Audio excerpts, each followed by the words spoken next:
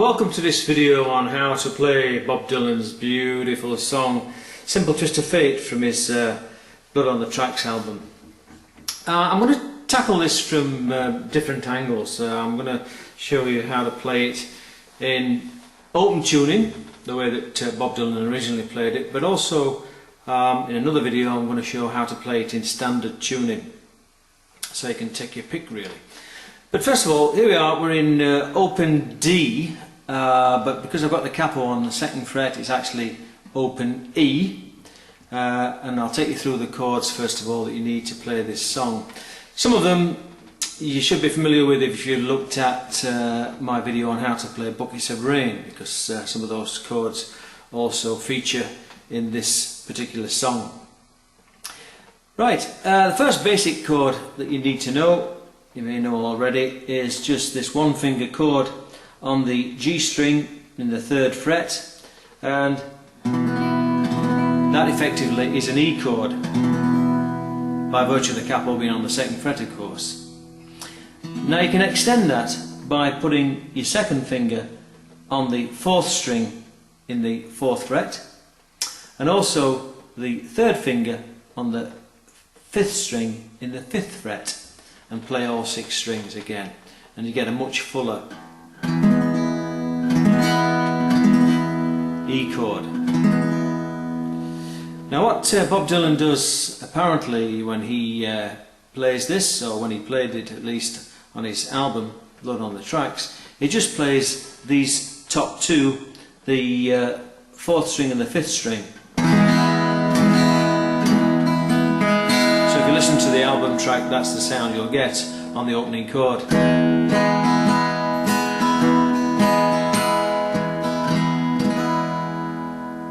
Okay, and that's an E chord, or a D chord if you prefer to think of it in terms of open D tuning.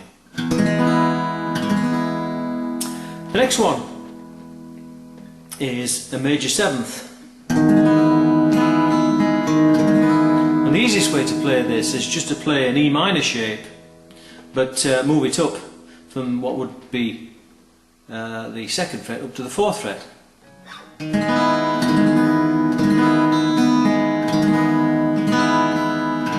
Now that effectively is an E major 7, or again, if you prefer to think in open D tuning, a D major 7, but again we've got the capo on the 2nd fret of course, so we're playing in E.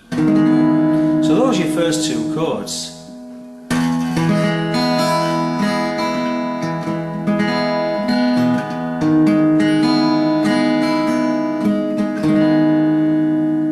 An E and an E major 7th.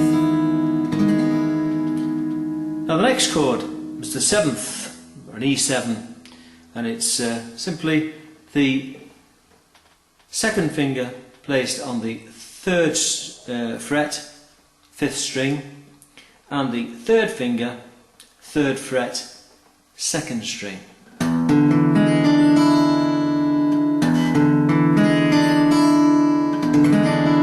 And that's an E7. So let's just go through the first 3 chords now. E, E major 7, E7.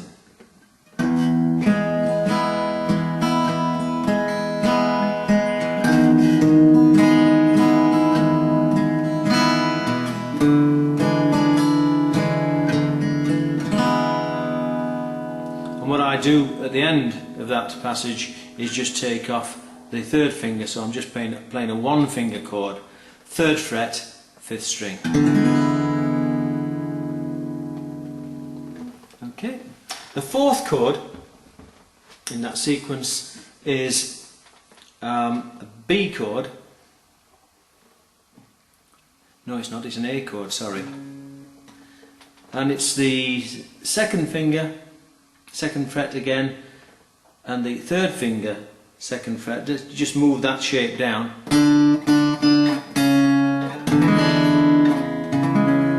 and place your 1st finger in the 1st fret on the 3rd string. So exactly the same shape as that chord that we just played, the E7.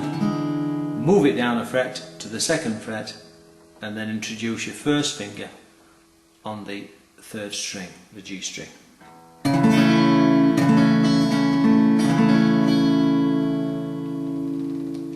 Okay, and that's the A chord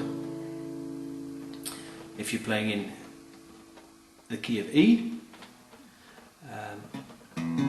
Again, if you're thinking in terms of playing open D tuning, that would be a G chord. So I'll just run through those chords again. First one, E. Second one, E minor shape in your 4th fret for your E major 7th.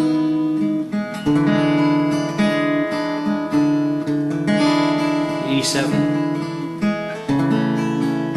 to A.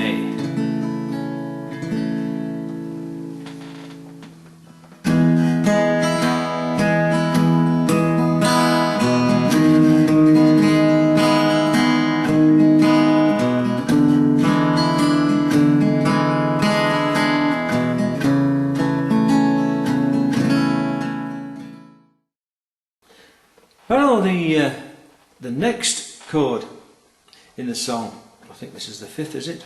1, 2, 3, 4. 5th chord is an A minor, and it's played at the 4th and 5th frets using only the 1st, 2nd, 3rd and 4th strings. So don't strum the 5th or the 6th with this chord shape. And it's the 1st finger, 3rd string, 4th fret, 2nd finger, 4th string, 5th fret, and 3rd finger, 2nd string, 5th fret. A minor. And one of the easiest ways to get to that shape is just to think of it in terms of a D7 shape. So imagine, let's go back and imagine we're in standard tuning, playing a D7 chord.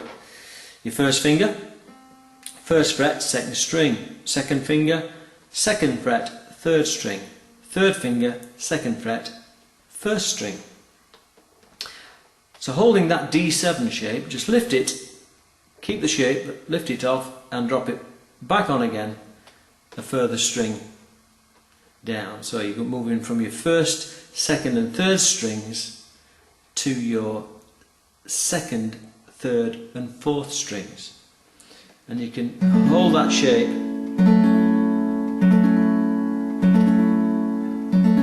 and that's a B chord,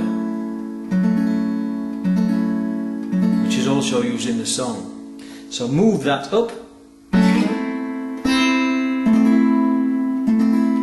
You can slide that from the 1st and 2nd frets to the 4th and 5th. Which is what Dylan does in the song, not necessarily from the 1st and 2nd, but he certainly slides into that A minor chord. So let's run through these chords again.